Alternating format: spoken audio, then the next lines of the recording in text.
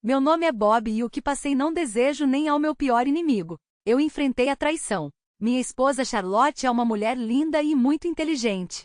Sempre confiei nela. E me pareceu que esse era o meu amor pela vida. Quão profundamente eu estava enganado. Vou contar como tudo aconteceu e como me vinguei de minha esposa infiel e saí vitorioso. Foi emocionante. Aproveite para assistir. Sempre fui um cara confiante e despretensioso, e minha esposa Charlotte tinha uma veia independente que eu admirava. E pegamos essa faísca. Ela era meu motor, e eu confiei nela completamente. Infelizmente, meu mundo inteiro de óculos cor-de-rosa desabou quando descobri e-mails no laptop da minha esposa algumas semanas atrás. Não eram apenas cartas de amigos ou colegas. Eram mensagens íntimas e muito francas, com fotos anexadas. Eu li todos eles. E a primeira carta foi recebida quando minha esposa e eu comemoramos 2 anos de casamento juntos. E estamos juntos há 5 anos. Foi um choque, semelhante a comprar um carro novo e perceber que óleo premium estava vazando dele desde o segundo dia. Charlotte e eu discutimos sobre começar uma família, mas essa revelação me deixou num estado de estupor emocional. Essa descoberta me fez prestar atenção às ausências estranhas, aos telefonemas inusitados e ao cheiro persistente de colônia, que definitivamente não era meu. Charlotte ia à academia, fazia festas de despedida de solteira e fazia manicure, mas surgiram suspeitas sobre sua fidelidade conjugal. A princípio pensei que fosse um erro. Não pode ser. Mas se já estou na trilha, preciso percorrer todo o caminho. Decepcionado, decidi investigar e contratei um investigador particular. A descoberta foi desastrosa. Charlotte teve um relacionamento não com um, mas com 2 outros homens, um dos quais era amante de academia e o outro gerente de uma grande rede de donuts. Senti uma mistura de raiva de Charlotte e descrença de que esses 2 casos paralelos fossem espontâneos. Ela claramente não se importou, e isso me perturbou mais. Afinal, se ela estivesse sendo perseguida por alguns caras e recusasse, isso não teria durado 3 anos.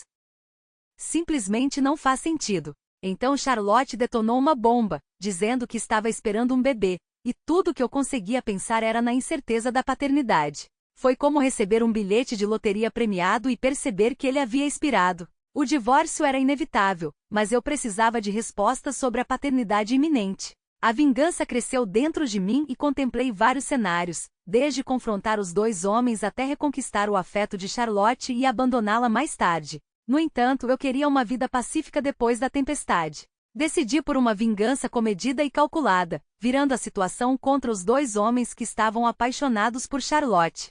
Planejei armar para eles, deixando-os desconfiados e garantindo minha própria liberdade da raiva, da traição e da necessidade constante de verificar o telefone de Charlotte. Em essência, considerei ir ao Ocean's 11, manipulando sua paixão para servir aos meus propósitos. O objetivo era conseguir a vingança de uma forma que me permitisse seguir em frente e construir uma vida pacífica, livre das constantes lembranças da traição. Manipular emoções, plantar dúvidas com e-mails falsos e textos insinuantes, é um método mais limpo, legal e tão devastador quanto o confronto físico. O divórcio, que já foi um termo arrepiante, tornou-se minha estrela norte-guia, levando-me à sanidade. Embora eu não esteja ansioso pelo processo, é um obstáculo necessário. Tenho um advogado confiável, um objetivo claro e principalmente a verdade do meu lado. Com esse suporte vou navegar. A grande questão paira sobre o bebê. É meu ou estou potencialmente cuidando do filho de outra pessoa? A resposta moldará meu futuro. Combinei o teste e só falta esperar. Independentemente do resultado, estou determinado a construir uma vida pacífica, talvez redescobrindo meu violão ou trabalhando naquele romance de que sempre falei. Quando a poeira baixar, posso mergulhar no mundo do namoro novamente. Por enquanto, há um plano de vingança a desenrolar-se, uma divorciada a finalizar e um teste de paternidade a aguardar nervosamente. É uma situação complicada, mas dizem que a calma segue a tempestade e estou preparado para defini-la. Na primeira atualização, alguns dias se passaram desde que meu elaborado plano tomou forma. Com uma nova identidade digital, entrei em contato com o namorado entusiasta da academia da minha esposa, fazendo-me passar por um novato em fitness em busca de conselhos. Apresentando lentamente fotos de Charlotte e do cara do donut, expressei falsa simpatia, sugerindo que era uma pena para ela estar com alguém como ele. A bola começou a rolar e guiei o rato de academia até o local da suposta traição de Charlotte. Criando uma denúncia anônima com precisão, orquestrei o caos. Sentado no meu carro, gravei o espetáculo enquanto o rato da academia confrontava Charlotte e o cara do donut. A atmosfera ficou tensa, chegando ao limite. O rato de academia atacou, mas o cara do donut, surpreendentemente ágil, desviou e deu um soco que fez o rato de academia cambalear. O cara do donut, embora não tivesse o físico de um deus grego, exalava confiança, evitando novos ataques como um boxeador experiente. Em meio aos donuts no ar e às reações chocadas dos espectadores, o cara dos donuts, contra todas as expectativas, conseguiu derrubar o rato da academia com um golpe decisivo, fazendo-o cair esparramado no linóleo. O suor brilhava no rosto do vitorioso cara do donut enquanto ele ficava ali, respirando pesadamente, enquanto o rato de academia lutava no chão. Parecia um episódio de Jerry Springer da vida real, com o rato de academia rasgado, o cara do donut e minha esposa pegos no meio. Pega de surpresa, o rosto de minha esposa ficou pálido, sua boca aberta, e então seus olhos encontraram os meus. O olhar de Charlotte estava vazio, seu rosto branco como um fantasma. Ela gaguejou e soluçou, implorando no meio de donuts, uma cena quase tão embaraçosa quanto no dia em que descobri aqueles e-mails incriminatórios. Embora eu mantivesse a compostura, meu interior estava em tumulto. Quero um teste de DNA e o divórcio, declarei calmamente com a voz firme. Se for meu filho, quero a custódia total. A expressão em seu rosto era quase satisfatória. Ela estava encurralada e indefesa. Seus soluços ficaram mais altos enquanto os dois homens olhavam para ela, incrédulos, obviamente se perguntando quem eu era. Aí fiz uma pergunta. Me pergunto como esses caras se conheceram e fui embora rindo. Tudo aconteceu quase cinematograficamente enquanto ela olhava para mim, lágrimas manchando seu rosto e seu mundo desmoronando ao seu redor. Quando ela finalmente voltou para casa, ela estava em ruínas, sua voz era apenas um sussurro. Como você sabia? Ela perguntou. A decepção, azeda e amarga, tomou conta de mim. Eu não disse nada, palavras não eram necessárias. Em vez disso, entrei no nosso quarto, peguei um travesseiro e um cobertor e joguei-os aos pés dela. A porta se fechou atrás de mim, trancando meu passado e abrindo caminho para um futuro melhor. Era apenas o começo, mas eu sabia que já havia passado pelo pior. Afinal, toda tempestade resulta em céu limpo e eu estava pronto para sair para a luz do sol.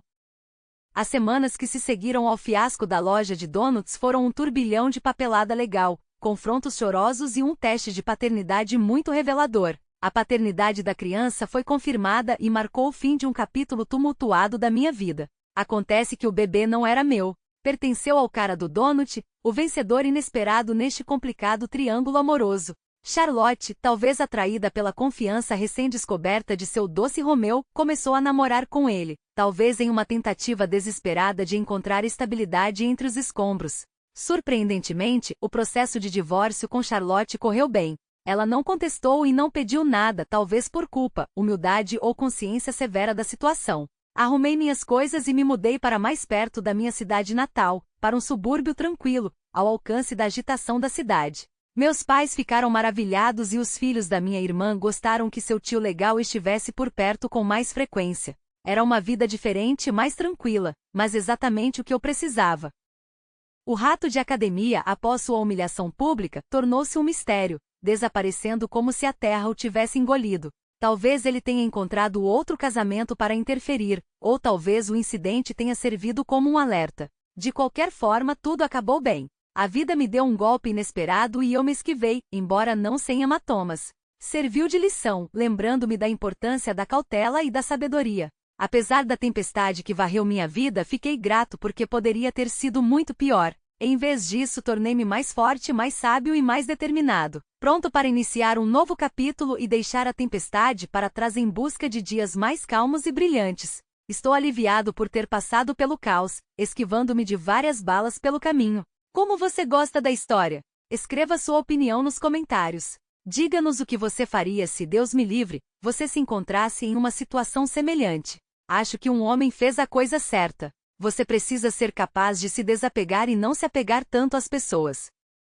Ele não escolheu uma vingança cruel. Ele não estragou a vida de sua esposa. Ele mostrou a ela quais poderiam ser as consequências. Agora passamos para a segunda história. É curto, mas não menos interessante. Numa tarde de quarta-feira fui buscar as crianças à escola, suportando as longas filas de recolha escolares que lembravam os caminhos sinuosos da Disneylândia. Aos poucos, indo para frente, finalmente cheguei a Dustin e Sarah, meus filhos de 13 e 14 anos, que nessa idade deixaram claro que não eram fãs de demonstrações públicas de afeto. Eles haviam entrado na fase em que eu servia como motorista, caixa eletrônico e fornecedor pessoal de alimentação. As quartas-feiras eram de minha responsabilidade porque Lisa, minha esposa, fazia a revisão semanal do projeto. Para minha surpresa, avistei o carro de Lisa na garagem, pensando se ela havia deixado alguma coisa para trás, já que não havia motivo para ela não usar a garagem. Depois de estacionar, as crianças saíram correndo e invadiram a geladeira. Ei, tenham calma vocês dois. Guarde algum espaço para o jantar, gritei. Deixando minha pasta no chão, entrei na sala e encontrei Lisa enrolada no sofá, debaixo de um cobertor. Eu perguntei: Ei, querido, o que está acontecendo? Ela respondeu: Não me sinto bem. Meu estômago está doendo e estou tendo alguns problemas. Perguntando-me sobre a causa, perguntei, e ela sugeriu que poderia ser algum tipo de gripe. Perguntei então por que ela não estava na cama e ela explicou: Eu estava, mas sofri um acidente. Você poderia, por favor, trocar os lençóis? Percebendo rapidamente a situação, fui para a garagem, equipado com um clipe para o nariz e luvas de látex, relembrando os dias em que as crianças ocasionalmente sofriam acidentes. Embora já tivessem superado tais incidentes, a tradição persistia, e eles só subiam em nossa cama quando se sentiam pior que o cachorro. Depois de administrar o infeliz acidente, pedi pizza para o jantar e tomei um banho muito necessário, borrifando bastante ambientador, na esperança fervorosa de não pegar qualquer doença com a qual Lisa estava lidando. Passou-se uma semana envolvendo sofrimento e tarefas de limpeza, e ficou claro que Lisa precisava consultar nosso médico de família. A consulta médica inicial rendeu respostas previsíveis, mencionando a possibilidade de gripe e aconselhando esperar. 2 semanas depois, Lisa voltou ao médico devido a sintomas persistentes. Tendo perdido uma quantidade significativa de peso, ela evitou comer, contando com bebidas energéticas como principal alimento. O médico realizou exames de sangue, mas nada justificava medidas adicionais. Nas semanas seguintes, Lisa lutou para se adaptar à sua situação, recorrendo a fraldas para adultos e roupas largas para esconder o desconforto. Minhas responsabilidades se expandiram para incluir compras de supermercado, preferindo fazer pedidos online para evitar o uso de lista. Embora as crianças e eu ansiássemos por atividades de fim de semana, Lisa raramente tinha vontade de se juntar a nós. Consequentemente, começamos a fazer coisas sem ela, e nossa intimidade e vida pessoal sofreram. Foi compreensível. As atividades românticas não eram atraentes devido ao risco de problemas inesperados. Com o passar do tempo, a condição de Lisa não melhorou e ela acabou se tornando reclusa, trabalhando em casa. Os desafios iam além da sua saúde, afetando a dinâmica familiar e as rotinas diárias. Continuando a trabalhar em casa e raramente se aventurando ao ar livre, o peso de Lisa continuou a diminuir, mesmo quando se sentia esporadicamente melhor. Isso raramente durava até o fim de semana. As crianças ficaram absortas em seus horários esportivos, alheias à ausência de Lisa nos jogos. A vida se desenrolou normalmente durante anos, com Dustin se formando no ensino médio e se preparando para a faculdade, enquanto Sarah logo seguiu, deixando o ninho após uma formatura precoce. No dia seguinte à formatura de Sarah no ensino médio, abordei Lisa, expressando a necessidade de conversar. Intrigada, ela perguntou: Ok, o que está acontecendo? Informei-a da minha decisão de pedir o divórcio, citando diferenças irreconciliáveis. Seu choque inicial se transformou em raiva quando ela questionou: Você me traiu? Como você pode fazer isso comigo? Calmamente, expliquei que as crianças haviam crescido e que era hora de seguir em frente. Como você pode sair agora? Eu nunca parei de te amar. Ela lamentou. Divulguei o nome de Dennis Wilson e seus olhos se arregalaram enquanto as lágrimas escorriam. Você sabia? Ela perguntou. Esclareci que não se tratava de saber, mas de esperar até que os filhos fossem para a faculdade, pois era mais econômico apoiá-la enquanto eles estavam em casa. Lisa implorou: Isso foi há anos. Já passamos por isso. Desculpe. Cometi um erro e não deveria ter feito isso. Chore-me um rio de lágrimas. Eu respondi: Certo ou errado, você fez isso e não sentiu remorso. Você até entrou em contato com ele novamente quando se sentiu melhor. Depois de se mudar, Lisa inesperadamente experimentou uma melhora em sua saúde. Livre dos mesmos problemas intestinais, ela percebeu que eu era a causa de seu sofrimento. Vendemos a casa, dividimos os lucros e a terapia tornou-se inevitável. O resultado permaneceu o mesmo. Preferi arriscar um novo começo do que permanecer com um trapaceiro conhecido. Conclusão: escreva nos comentários sua opinião e qual história você mais gostou.